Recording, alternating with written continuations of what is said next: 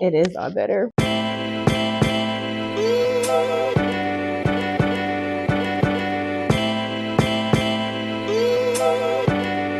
Now let's play.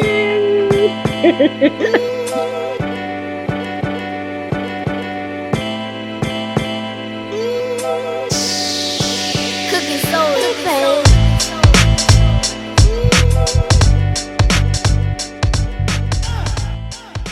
So why foster care? I think initially it was because I just wasn't being heard. And I feel like my ideas were being taken in a way that I wouldn't implement them, but they were being used, and I can tell whether it was a commercial that I heard on the radio or things that I would see like the county do. I'm like, that sounds familiar. And at the time when I started it like 9 years ago, everybody was like, our hashtag is this, our hashtag is that. I wanted to be sarcastic. Hashtag foster care. Nobody was talking about it in a way that wasn't a self-pity story. I got tired of re-traumatizing myself sitting on panels. And it would move people to action. And I would get like a gift card to Giant Eagle for like $25. Or when I stood up for myself and was assertive, I got like $100. Or when I called out data to places that were being funded that I didn't feel like they were doing it the right way, I was kicked out. You know, foster care is like Hollywood. You only get a short window to be somebody. And so I just made it something instead of like an experience. I made it like a lifestyle, like a fraternity, like a vibe. Like, yeah, I was in foster care. Oh. There's a letter from Barack Obama and signed by him. And when I worked for John Kerry, because I've worked on Capitol Hill on child welfare stuff and Hillary, and oh my God, I can't believe this is bent. That's why I need to put my stuff up. The proclamation for National Foster Care Month was sent to me. What else I got here? A proclamation for foster care. I think that's the one that I did. And oh no, that's from Mayor Frank Jackson. And a resolution from New York. And a proclamation from Maple. These are the cities that I went to tell them about, you know, foster care and have them honor that month. It gives people hope, right? It's like, if you were in foster care and you did this, I could do this, right? Like, or it also provides like a me too, without me too, but me too. Like, hey, you was in foster care.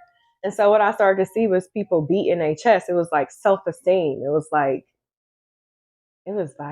It's like, I remember when I put it on a shirt, it was like a badge of honor. It was no longer embarrassing. It was too many celebrities that got engaged in the process.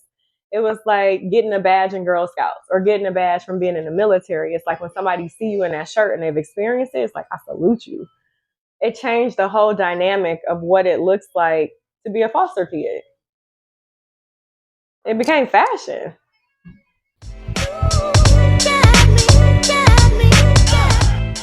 I think the piece that most people don't pay attention to, and they only would if they experienced foster care. It doesn't matter how much money they attract for their nonprofit or who they knew to get the money, or if they were a social worker.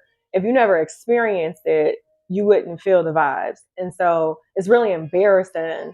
And it's a shame that carries you into adulthood. I had people coming up to me in their 70s, 80s, reading that shirt like, I experienced that. And so this sense of belonging is that same sense that you get from a gang or a fraternity or a sorority. It was just like, wow, it was a safe place. Because foster kids, no matter what city they're in or country, right, they're refugees in their own hometowns. They are displaced in a city where they're from, away from their family, and they are not allowed to grieve in real time.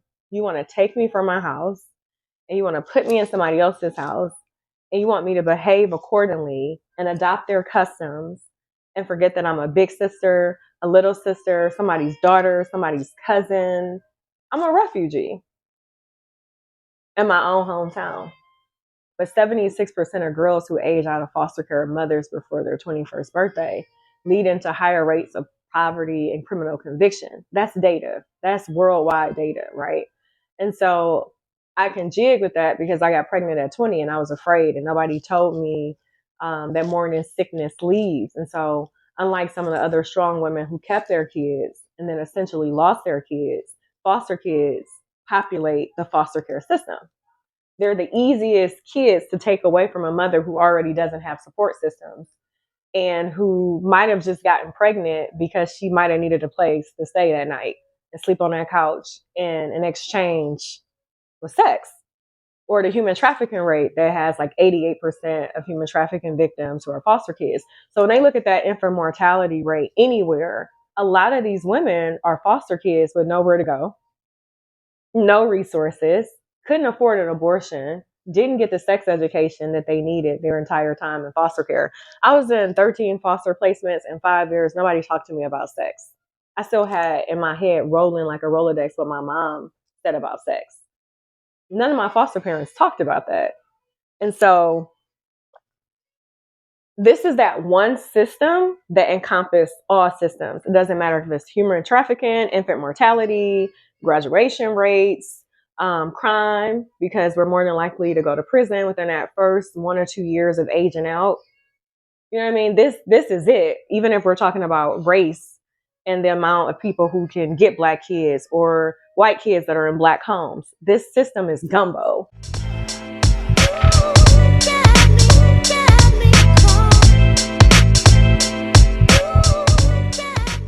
What haven't I done? I don't even know where to start. And I don't mean that, like facetiously, but I really made something out of nothing, a lifestyle, something so tragic. I feel like what I did was give everybody a blueprint of how to brand something that is really biblical. Because the first adopted person is Moses in the Bible. He has these challenges. His mother is like, oh my God, I got to save his life. She puts him in a basket and he goes on. But the story that I never heard is how his mother was alongside him, nursing him with Pharaoh's daughter. And so the Bible was very clear on showing how birth mom is necessary in the conversation, right? That's what, because most people get in foster care, it's like the word of God. Like, like God, a lot of child welfare agencies leverage the Bible. And so, but in the Bible, Moses goes on, he has challenges, and God never forsakes him. He actually uses him to get the Israelites. And I see foster kids as Israelites, and they're walking around, but their shoes aren't worn. So if my shoes aren't worn, that means there's still hope for me. But the challenge in foster care is not so much, not if we're leveraging people who don't get it, aka the people who are funded for the cute work, the people that aren't really ready to do the spiritual work that's necessary. So if my shoes aren't worn in the Bible and I see foster kids as Israelites, then I'm Mosina. Because I cannot believe that this is my life after 13 foster homes and 5 high schools and sleeping in a car and sleeping in shelters and stealing sanitary napkins and stealing food and being the oldest of 5 who experienced prostitution and prison and all the things. And so when I say I've done everything, I've literally, and when I come back with the new stuff, but I've literally tried to make everything about foster care. I would go to events that was just for women empowerment, and I'm standing up and I'm giving them data. Hey, did you know that 76% all these successful black women in this room, like, do you know about this particular population? I could be at a funeral and I'm talking about foster care. And so I branded it in a way that made it synonymous to not challenges and barriers, but a lifestyle. Because when we talk about foster care, the first thing people are thinking about, like, oh my God, I want to adopt a baby. No. And even if you do want to adopt this baby, 9 times out of 10, it was taken from a foster kid, right? Who needs a place to stay with her baby, that you can help both. But it's a selfish system because it's slavery, right? Sojourner Truth was the first person to get her kid back from slavery. You take a kid, you get paid for it, and the system can perpetuate it because it's not free to raise a kid anyway. But we have all these different nonprofits who are synonymous for doing the work of taking the kids, but not the work of showing the results after the kid. And so what I wanted and what I did with hashtag foster care was engaged everybody that wasn't thinking about this population. So couldn't deal with county. I'm like a refugee still in my own hometown. And you really can't get through to policyholders unless you're being leveraged by the county. And you really can't talk to foster parents again unless you're. So social media was the easiest platform. It never goes to sleep. It's up 24/7. It retains what you said with the date and the time, right? For the most part. And celebrities was the best thing. They got the money, they have the stardom, they have the influence, and they don't have a clue what's going on with foster care. 99.9% of them. I feel like out of everybody I met, the only person that can engage in a conversation about foster care and seeing them come to her church was Monica. I mean, it touched her so much so that she wanted her professional photographer to take her picture, like all the things.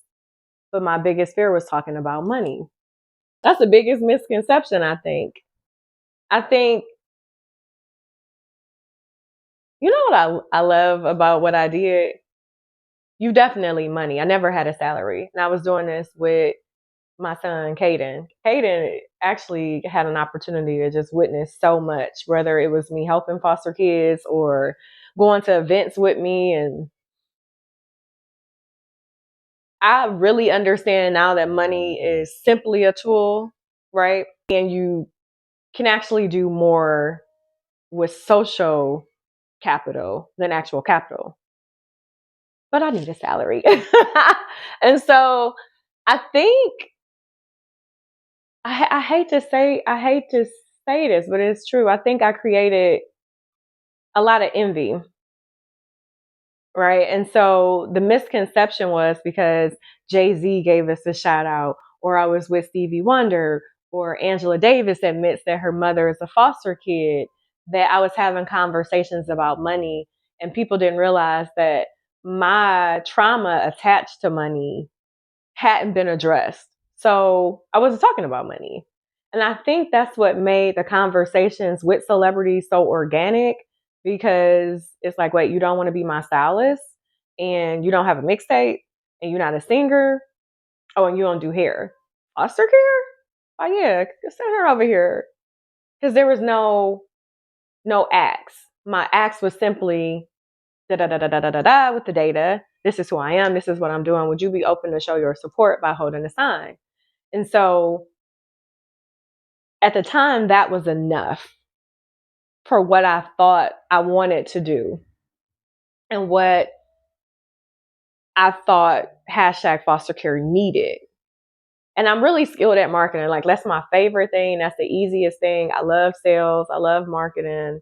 I did not know nonprofit. I didn't know like how devilish it is. It's devilish. It's business. And I didn't come to do business. I never even wrote a business plan. And all the years, what people see was just gumption and God. And just, it was a way that I just wanted to do it my way. And I knew that it could be done very simple. So if this nonprofit has gotten 150,000 or 500,000, I can guarantee that their results don't look like mine. And I have $15. I took a $15 sign and created hashtag foster care, a humanitarian award, community activist of the year award in New York. Like, the first award that I've ever gotten in Cleveland was the Movers and Shakers award. So, but that was after 9 years of working and 3 years of a break. So what money? I wrote my first grant. Well, I didn't write it, but I went through a grant writer and I did all the things, and it's disheartening. It'll, like, if you solely depend on the system of grants and not the spirit of being a light worker and just really going after your goals and dreams, you would stop. It has nothing to do. This has nothing to do with money. In fact, I have tried to shun myself in this work and say, no, no, no, focus on your own kids. Better yet, friend, focus on yourself. And I don't care what I'm doing. I can be in the gym on a treadmill. And foster care headline: the child that was abducted, foster care, it follows me. It haunts me. It's in me. It is everywhere that I go. That's how I know that I'm ordained to do it. And that's why money wasn't a big factor until I looked at what I deserve in the midst of doing this. Because also when doing this work, it drains you. It takes a lot out of you. I'm up Monday through Sunday, like nonstop, bootstraps to the ground, going to this event, helping this mother who's homeless on Sunday, and then on Wednesday she's in a place. And I'm leveraging a cell phone. Hashtag foster care was built off a cell phone, not a board, because I don't trust people. I trust kids. I don't trust adults. Okay. It wasn't built with startup, $15, right? It wasn't advisory boards. It was me writing in a journal when I was very depressed in my early 20s that I wanted celebrities to help me create hashtag foster care. And it wasn't a RFP that had to be read by 10 other people. My biggest challenge with how nonprofits are funding is show me where you took yourself personally and professionally before you can tell me a no. I took myself from sleeping in a car in shelters and stealing pads to walking out Hillary Clinton at Case Western Reserve. What didn't you see in the RFP? I want to hit brands. I think the foster care industry teaches people you got to be a foster parent, so then you lose people. Or you got to be a foster parent, but I got a felony. You got to be a foster parent, but I am blood to this kin who's in foster care and I can't get them because I have a record. Everybody eat, everybody get their hair done, everybody got to get gas. I want to make everyday living options an option for foster care. And then those dollars get circled back to me organically without me like saying a prayer before I click enter to send an RFP, right? I will continue to engage celebrities and brands that is not as easy as it looks, but it's an option for sure. More people need to know. And because I'm not uncomfortable talking about money, we can play the long game with celebrities who get engaged. And I want grief groups for foster kids. Why do you think it is okay to take them, displace them, pay the actual foster parent, right? Allow mom or dad or whomever to work their case plan, but not nurture the whole person that's grieving while they're in care. And so that is something I'm really fixated on. That's something that I'm learning at Case Western Reserve right now. That's something that I've experienced myself. Um, and it's everybody should take a grief course, a grief moment. Everybody should be in therapy. um, And I'll just leave, because I had dream makers, dream fakers, and dream takers, and I don't know who watching this video. I want them to leave full. If they came empty, I want them to leave full, like full of hope, full of love, full of dreams, full of goals, full of themselves.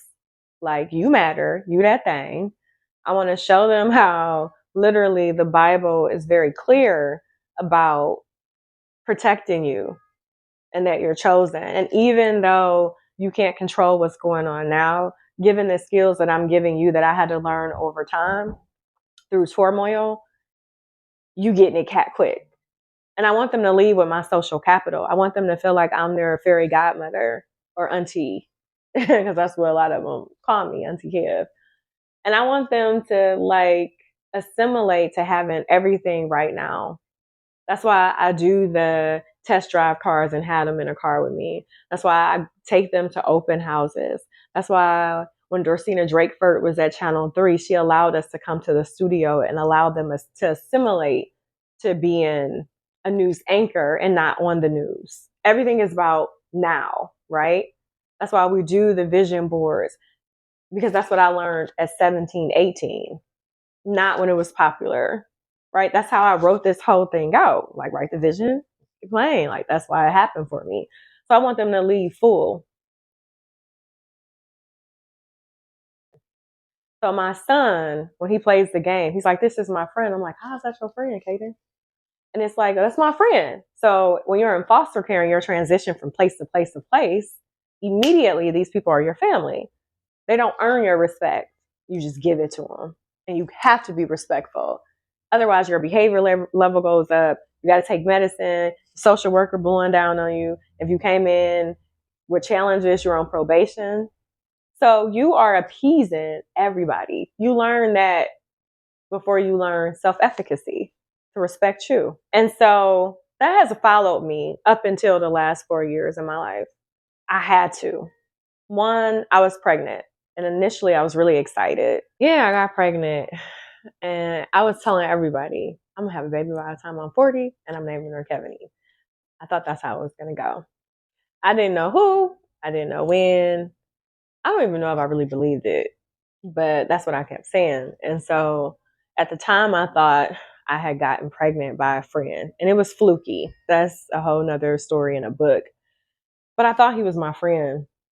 And I was excited that it was him because I saw him as a friend, an ally, someone who had motivated me in the past, someone who had um, rehabbed my downstairs and gave me a tenant, like solid. But at 4 months pregnant, he told me I was on my own.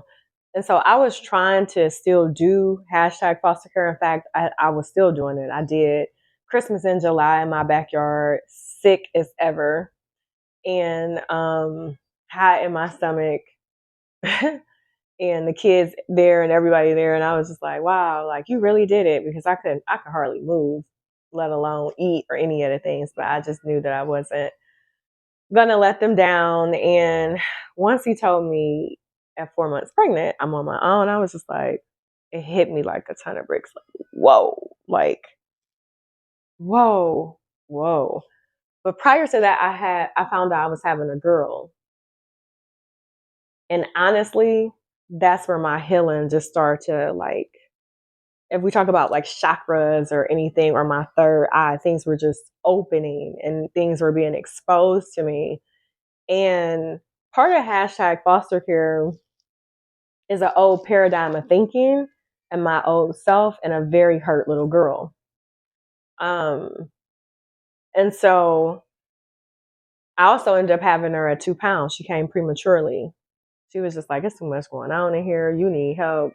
You got too many thoughts. Like, let's roll it. Kicked her way through. So she came at 29 weeks. She was 2 pounds. And I stayed in the hospital 39 days. And that was worse than my foster care experience or similar. In foster care, you never know when you're going to get kicked out.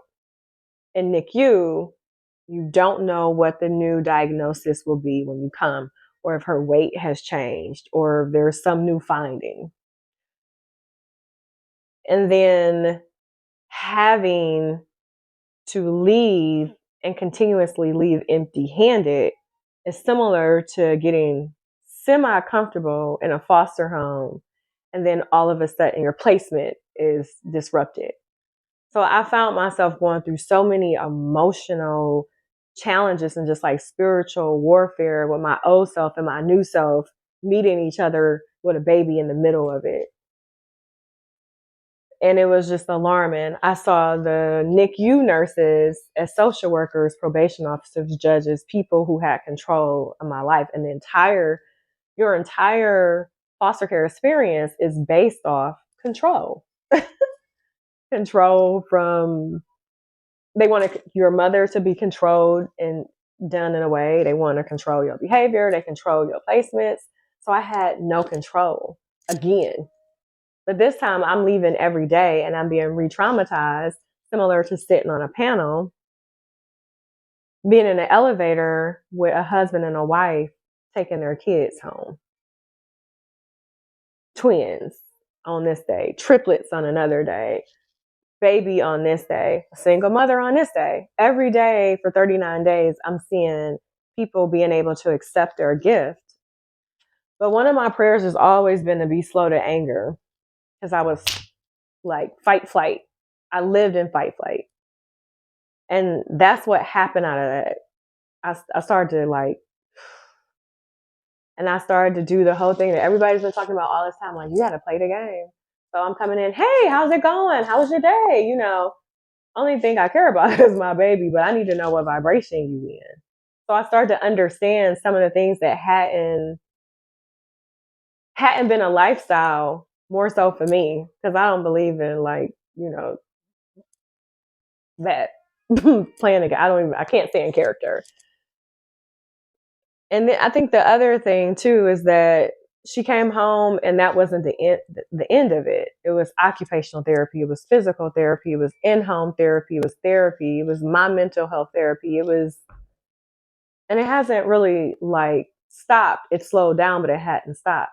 But what it afforded me to do in taking this break was to one, focus on me solely for the first time with absolutely no distractions outside of the mothering that I needed to do to my daughter, but the mothering that I need for myself.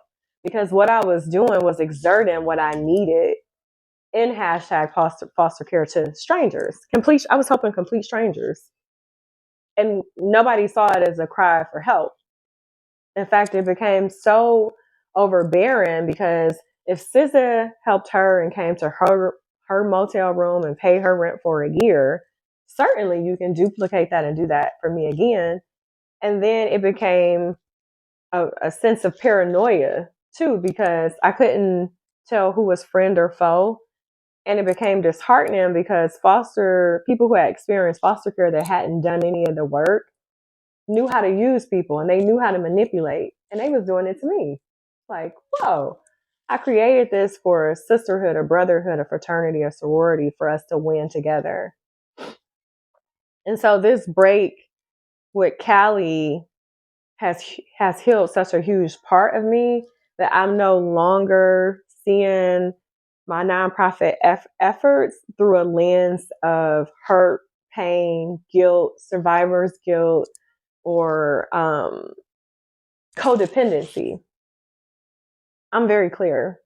I know exactly what I want to do. I know exactly who needs the services, and I know exactly what needs to be done.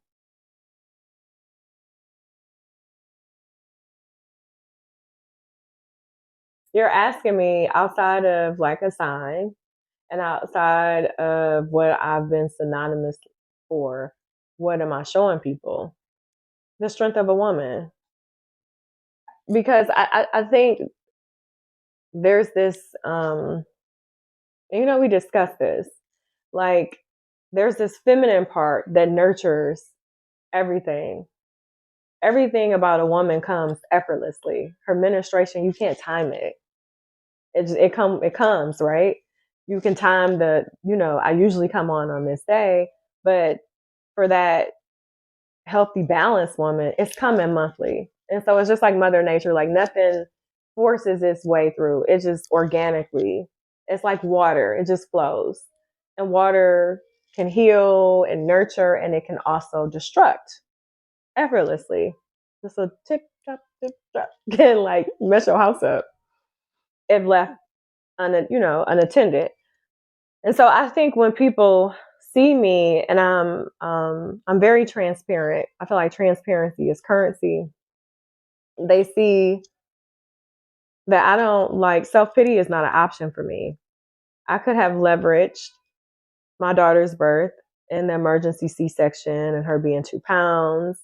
I still nursed, I still pumped, I still got up, I still went to meetings, I still showed my face here and there. I still even showed up for foster kids during those challenges. And I feel like there is absolutely positively nothing I can't get up from. That's the thing. And that's the cool part about being a foster care, right? Like all my adversity came so early to prepare me for other things. You know what I mean? Like the womb is so sacred that if I don't have the access to my mother, her love taught me how to deal with people who don't love me. Because that's all I wanted, right? That's eventually what boils down to is your mother and your father and the love that they needed, that they could exert had they had it and they didn't. And so I can't perpetuate what they didn't get. I have to give it to myself. And people treat you how they feel. And that's why people saw, had I not taken a break, 9 years of love, pure love. Just, you get love, you get love. You know what I mean? Without money.